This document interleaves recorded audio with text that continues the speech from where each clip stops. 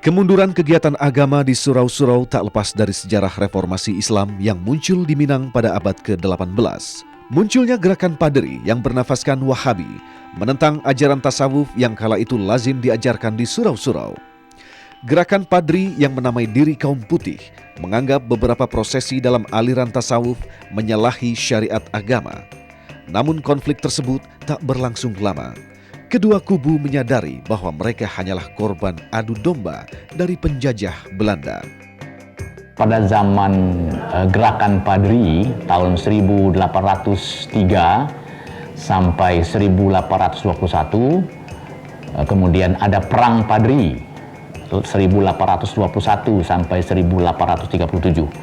Kalau gerakan Padri itu adalah gerakan yang menyebut dirinya kaum putih, ya kaum agama, yang pada waktu itu ada konflik dengan kaum yang berlambang hitam, kaum adat, di mana dianggap oleh kaum agama ini, kaum adat banyak yang terpengaruh oleh hal-hal yang sifatnya tidak sesuai dengan Islam. Paling tidak dianggap oleh kaum agama ini, kaum adat bersifat pasif dalam menghadapi gejolak sosial kemasyarakatan, perjudian, kemudian perampokan, minuman-minuman keras, dan kebiasaan-kebiasaan lain yang dianggap oleh kaum Padri pada waktu itu tidak sesuai dengan Islam pada masa itu. Tetapi belakangan itu mereka mendapatkan satu kesepakatan bahwa sebetulnya mereka konflik itu bukan maunya mereka, itu hanya dikipas-kipas oleh Belanda. Akhirnya mereka bersama-sama melawan Belanda, perang 1821-1837. Nah, sesudah itulah terjadinya apa yang populer di Sumatera sebagai Sumpah Sati Buki Marapalam, yaitu apa yang disebut dengan adagium, yaitu adat bahasa di syarak bahasa di Kitabullah.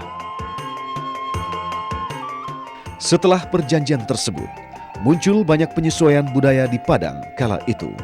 Salah satu yang masih tersisa sampai sekarang adalah peraturan dilarang berzina. Namun tak tercatat ada hukuman fisik bagi pelanggar norma tersebut. Akhlak mulia ini juga termasuk aturan-aturan susila, misalnya perempuan harus berpakaian hitam, ya, tapi menutup aurat dari kepala sampai ke kaki. Yang laki-laki berpakaian putih. Kemudian dalam bagian-bagian tertentu, misalnya perempuan itu berjalan harus menatap ke depan, tidak boleh melirik kiri kanan, misalnya. Nah, kemudian ada lagi misalnya pemeriksaan pada zaman itu, pada awal abad ke-19 itu, yaitu orang harus yang mengaku Islam itu harus melaksanakan ibadah fardu ainnya secara rutin, sholat misalnya. Sehingga pada waktu itu ada pasukan antara lain dari anggota Padri itu yang memeriksa rumah-rumah tangga orang, ada enggak bekas sholatnya.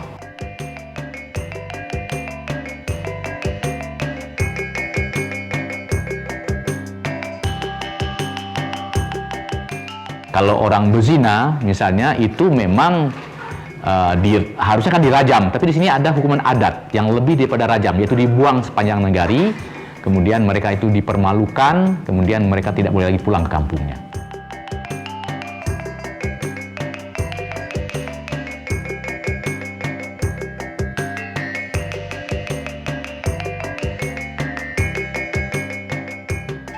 Pada abad ke-20, corak keislaman di Minang semakin lengkap dengan munculnya gerakan modernisasi Islam. Gerakan ini dibawa oleh pelajar Minang yang menuntut ilmu di Mesir. Saat itu, mereka terpengaruh oleh reformasi Islam di Mesir yang dimotori oleh Jamaluddin Al-Afghani. Reformasi Islam pun berlanjut. Pengajaran agama berpindah dari surau ke sekolah.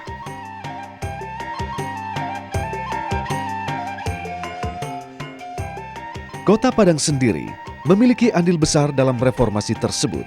Salah satu sekolah atau tawalib pertama di Minang berdiri di kota Gadang ini.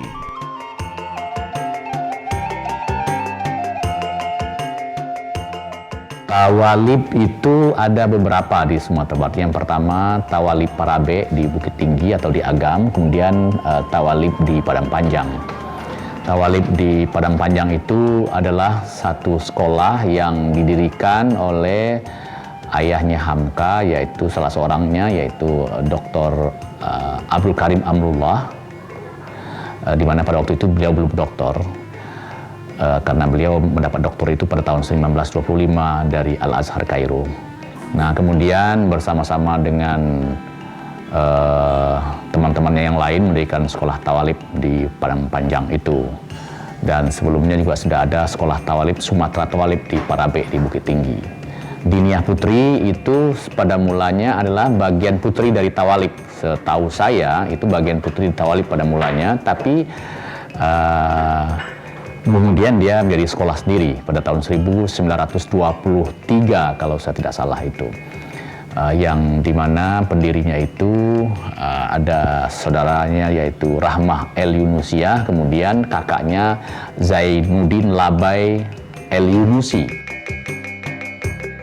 Sekolah Diniyah Putri yang didirikan oleh Rahmah El Yunusia bisa dibilang merupakan sekolah perempuan pertama di Indonesia. Tawalib dan sekolah Diniyah Putri ini juga memelopori kurikulum pesantren modern. Murid yang mondok di sekolah tersebut diajari beberapa bahasa asing, kurikulum agama dan kurikulum sekolah biasa, sekaligus dibimbing untuk berperilaku sopan.